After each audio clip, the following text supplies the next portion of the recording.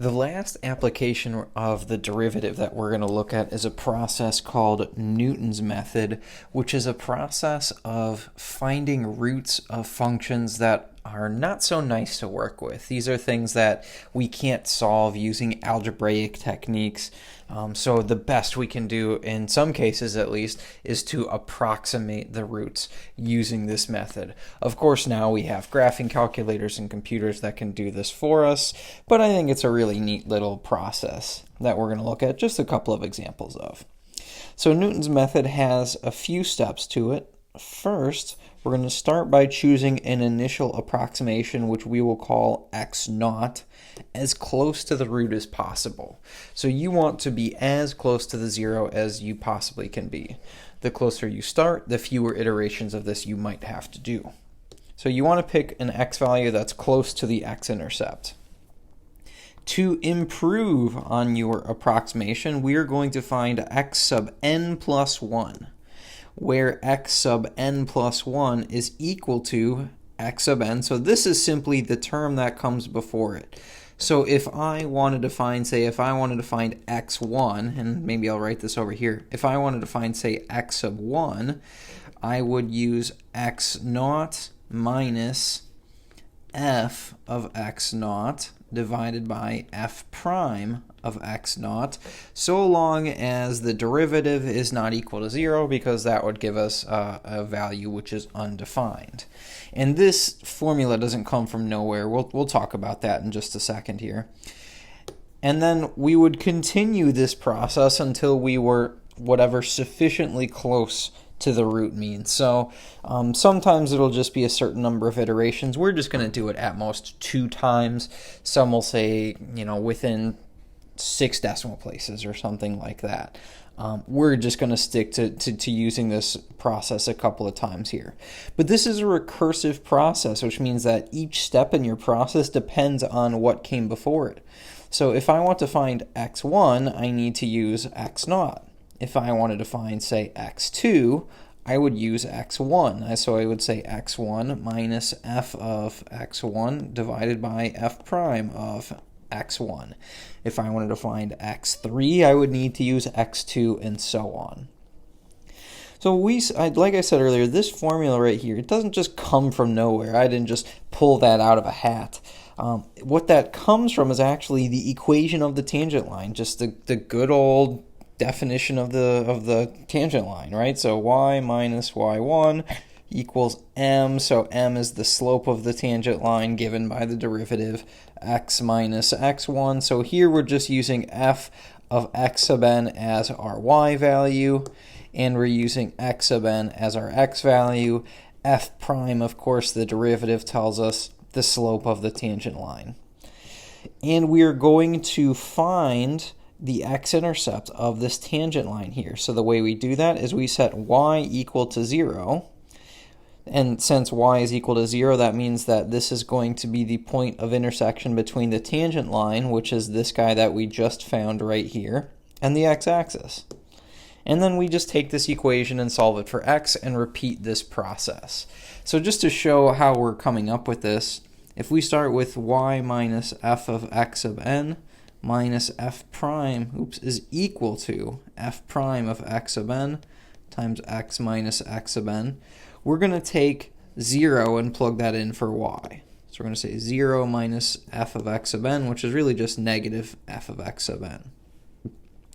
So I would divide both sides by f prime of x sub n, divide by f prime of x sub n.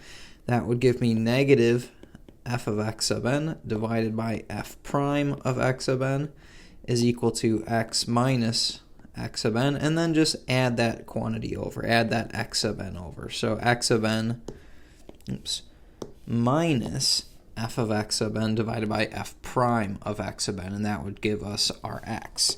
So here we're just using this tangent line, and here's kind of a visual representation of what we're trying to do.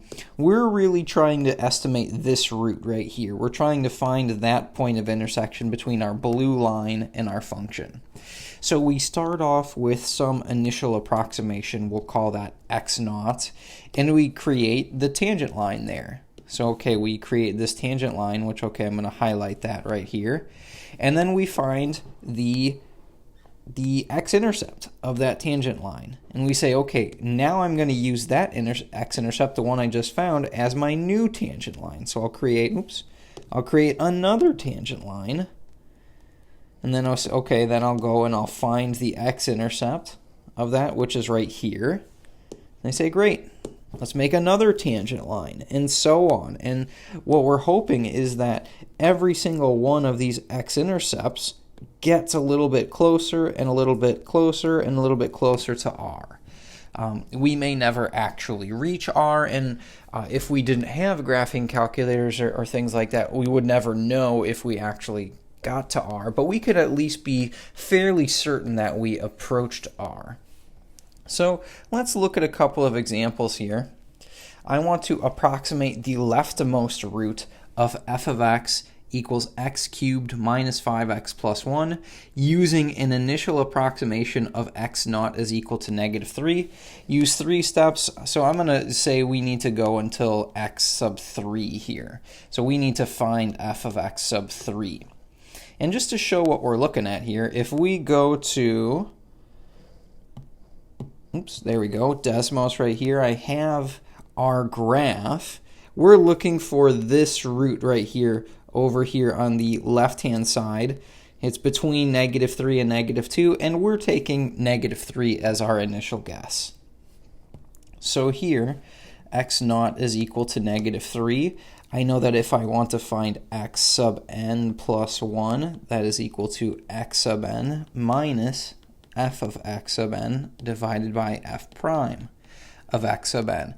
And I think it would probably be helpful if we had an equation for this. So I'm actually going to construct this equation here using this. So if I want to find x sub n plus 1, this is equal to x sub n. And actually here, I'm just going to say x minus f of x. What does that look like? Well, that's my function right here. That's f of x. So that's x cubed minus 5x plus 1 divided by the derivative, which, okay, that is 3x squared minus 5. So if I want to find, say, x1 right here, I'm going to take x naught minus, and I'm just going to plug in x naught for x into this equation. So everywhere I have an x on that right-hand side, I'm going to replace that with negative 3, and that will give me x1. Oops. So let's go ahead and do that then.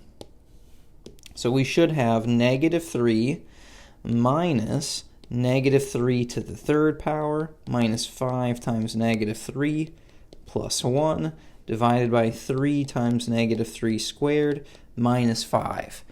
And here we will have to do a little bit of calculation. This is a pretty calculation-heavy section, so you'll want to make sure that you have your graphing calculator with you.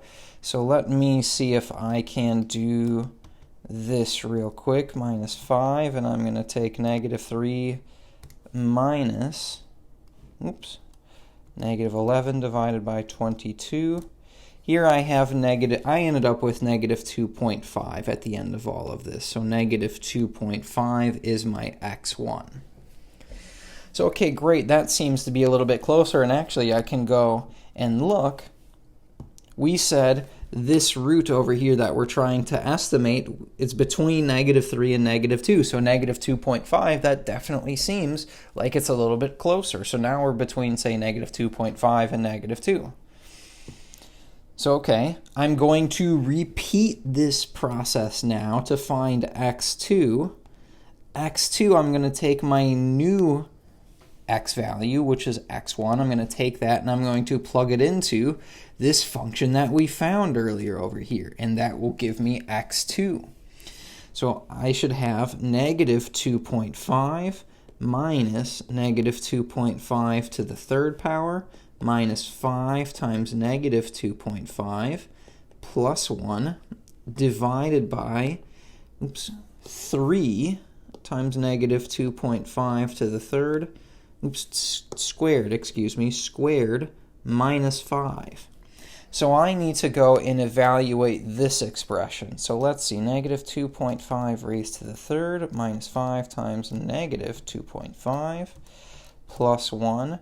I'll take that, divide it by 3 times 2.5 squared minus 5. And then negative 2.5 minus this new value. Hey, look at this. I end up with negative 2.3455, let's say if we round to 4 decimal places. This would then be my x3. And I could continue this process, like just keep going with it, right? I can continue this process as many times as necessary. Some problems in the textbook will ask for 6 iterations of this. We're only going to do 2 or 3 at most. We're just going to stick to 2 here in this problem. So this is my approximation of the root, negative 2.3455.